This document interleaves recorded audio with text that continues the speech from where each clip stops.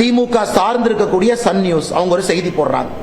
தேர்தல் நேரத்தில் எப்படி செய்தி போடுறாங்கன்னா, என் செல்போன்ல பாருங்க, தமிழ்நாட்டில் PM ஸ்ரீ கேந்திரிய வித்யாலயா, அதுல ஹிந்தி சொல்லிக் கொடுக்க ஆசிரியர் 52 பேர் இருக்காங்க, சான்ஸ்கிரிட் ஆசிரியர் 15 பேர் இருக்கிறாங்க, ஆனா தமிழ் சொல்லிக் கொடுக்கிறவங்க 0 தான் இருக்கிறாங்கன்னு இந்த மாதிரி ஒரு கார்டு போடுறாங்க. ஆனா அந்த கட்சியை சார்ந்த, உங்களுக்கு தெரியும், அந்த கட்சியை சார்ந்த திராவிட முன்னேற்ற கழகத்தினுடைய MP டாக்டர் கலாநிதி வீராசாமி பாராளுமன்றத்தில் கேள்வி எழுப்புறாங்க. இந்த PM ஸ்ரீ பள்ளியில கேந்திரிய வித்யாலயால தமிழ் சொல்லிக் கொடுக்க ஆசிரியர்கள் இருக்கிறாங்களான்னு. அதற்கு நம்முடைய அரசு எழுத்துப்பூர்வமாக திரு ஜெயந்த் சௌத்ரி அவர்கள், minister of state, ministry of education எழுத்துப்பூர்வமாக சொல்றாங்க, தமிழ்நாட்டில் அட்டானமஸ் ஆர்கனைசேஷனாக இருக்கக்கூடிய தமிழ் விர்ச்சுவல் அகாடமி மூலமாக 46 கேந்திரிய வித்யாலயால, தமிழகத்தில் 40 கேந்திரிய வித்யாலயால தமிழ் படிக்க முடியும் என்கின்ற தரவை கொடுக்கிறாங்க. அது மட்டும் இல்ல, மிச்ச இடத்துல கான்ட்ராக்சுவல் டீச்சர்ஸ், அதாவது அவங்க முழுமையான பணியில் இல்லை என்றாலும் கூட கான்ட்ராக்சுவல் டீச்சர்ஸ் நம்ம கொண்டு வந்திருக்கோம். 31 கேவியில நேரடியா பிசிக்கல் மோடுல, ரிமைனிங் கேவியில விர்ச்சுவல் மோடுல, 46 கேவியில 40 கேவியில தமிழ் மூலமாக படிக்க முடியும். அப்படி அதிகாரப்பூர்வமாக நாம் ஒரு திராவிட முன்னேற்ற கழகத்தினுடைய MP அவர்கள் எழுப்பி இருக்கக்கூடிய கேள்விக்கு நம்ம பதில் சொல்றோம்.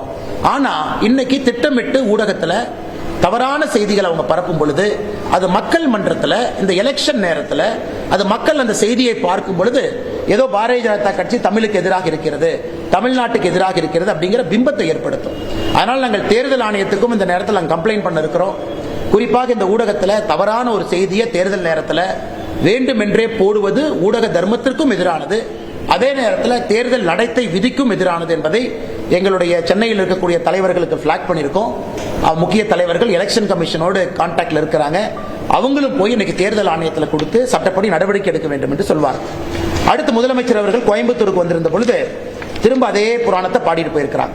கோயம்புத்தூருக்கு பாரதிய ஜனதா கட்சி எதுவுமே செய்யல, நாங்க எதுவுமே செய்யல. அந்த கேள்விக்கு பதில் சொல்றதுக்கு முன்னாடி இன்னொரு கேள்வியை நான் சொல்றேன். என்னை கோயம்புத்தூருக்கு செந்தில் பாலாஜி அனுப்பிச்சிருக்காரு, கோயம்புத்தூர் தெற்கு தொகுதியில போட்டியிடுவதற்கு. கரூர்ல என்ன சொல்றாரு முதலமைச்சர், கரூர் எல்லாம் சுத்தி வளைச்சிட்டாரு, எதுவுமே விட்டு வைக்கல, என்ன சுத்தி வளைச்சாருன்னு எனக்கு தெரியலீங்க, அதனால இப்ப கோயம்புத்தூர் பக்கம் சுத்தி வளைக்கிறதுக்கு அனுப்புறோம். ஆனா ஆச்சரியம் என்னன்னா, நீங்க பாருங்க, கோயம்புத்தூர் தெற்கு தொகுதியில வேட்பு மனு கொடுத்திருப்பவர்கள் பட்டியல் எடுத்து பார்க்கும் பொழுது 18 சுயேட்சை வேட்பாளர்கள் கரூருக்காரங்க இங்க வந்து வேட்பு மனு தாக்கல் பண்ணியிருக்கிறாங்க. 18 பேர் கோயம்புத்தூர் தெற்கு தொகுதியில 18 பேரு, கரூரை சார்ந்தவர்கள் கோயம்புத்தூர் தெற்கு தொகுதியில சுயேட்சை வேட்பாளர். என்ன வேலை அவங்களுக்கு இங்க? அவங்கள படிச்சீங்கன்னா வேட்பு மனு தாக்கல் பண்ணவங்க சுயேட்சை பார்த்தீங்கன்னா விக்னேஸ்வரன், TNHB காந்தி கிராமம் கரூர், முகமது இஸ்மாயில், கண்ணார சந்து, மாவடியான் கோவில் தேரு Karur, Babu 444D railway colony Karur, Praveenkumar Arunachalam Nagar Pasupathi Palayam Karur, Suryakumar DSP quarters, எல்லாமே TNHB சுத்தியே தாக்கல் பண்ணியிருக்கிறாங்க கரூர், பெருமாள் கோவில் ஸ்ட்ரீட், நெரூர் ராஜபாண்டியன், இந்த மாதிரி Vijayan, Jothivadam east street, Uppidamangalam Karur. So 18 பேர்த்த எப்பவுமே ஒரு வேட்பாளர்கள் சில இடத்துல போடுவாங்க, சுயேட்சை வேட்பாளர்கள் போடுவாங்க, மாற்று வேட்பாளர்கள் போடுவாங்க. ஆனா எந்த அளவுக்கு இன்னைக்கு கோயம்புத்தூர்ல அநியாயம் நடந்து கொண்டிருக்கிறது என்றால், திரு செந்தில் பாலாஜி போட்டியிடக்கூடிய கோயம்புத்தூர் தெற்கு தொகுதியில 18 சுயேட்சை வேட்பாளர்கள் கரூர்ல இருந்து வந்து போட்டி போடுறாங்க. எதுக்கு? அவங்க வேட்பாளரா போட்டி போட்டா அவங்களுக்கு ஒரு அத்தாரிட்டி கிடைக்கும், ஒரு பாஸ் கிடைக்கும், அவங்க பூத் ஏஜென்ட் போட்டுக்கலாம், இலவசமா பொருளை கொண்டே வீடு வீடா குடிக்கிறது. யாராச்சும் என்னப்பா கரூர்காரங்க என்னப்பா பண்றீங்கன்னு கேட்டா, இல்லைங்கன்னா நாங்கெல்லாம் தேர்தலில் போட்டி போடுறோம். இதெல்லாம் அந்த அமாவாசை காலத்து டெக்னிக் எல்லாம் 2026 தமிழக சட்டமன்ற தேர்தலில் கரூரை சார்ந்திருக்கக்கூடிய செந்தில் பாலாஜி அவருடைய அடியாட்களை, கரூரில் இருக்கக்கூடிய கட்சிக்காரங்களை சுயேட்சை வேட்பாளராக போட்டியிடக்கூடிய தொகுதியில் இறக்கி விட்டு, நான் இதற்கும் எலெக்ஷன் ஆணையம் ID கார்டு இதெல்லாம் கொடுப்பாங்க, வேட்பாளர் என்கின்ற போர்வையில கோயம்புத்தூர் மக்களை உள்ள இறங்கி இந்த இலவசங்களை அளித்து இதன் மூலமாக அங்க இருக்கக்கூடிய அமைதியை குலைப்பதற்கான முயற்சி நடக்குது.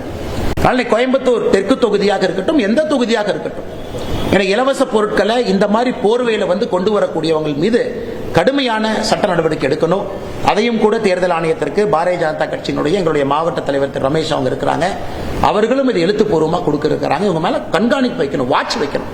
உள்ளூர்ல இருக்கிறாங்க, சுயேட்சா போடுறாங்க, யாரு வேணாலும் எங்க வேணாலும் நிக்கலாங்கண்ணா. தேர்தல் ஆணையத்தின்படி 234 தொகுதியில் யார் வேணாலும் எங்க வேணாலும் நிக்கலாம், தவறு கிடையாது. ஆனா 18 பேர் ஒரே ஊர்ல வந்து இன்னொரு ஊர்ல நிக்கிற அநியாயத்தை ஃபர்ஸ்ட் டைம் இந்தியாவில் பார்த்தா நான் பாக்குறேங்கன்னா அதையும் தேர்தல் ஆணையம் கவனித்துக் கொண்டிருக்கின்றார்களா என்கின்ற கேள்வியும் இந்த நேரத்தில் நாங்கள் எழுப்ப வேண்டிய கட்டாயம் இருக்கு.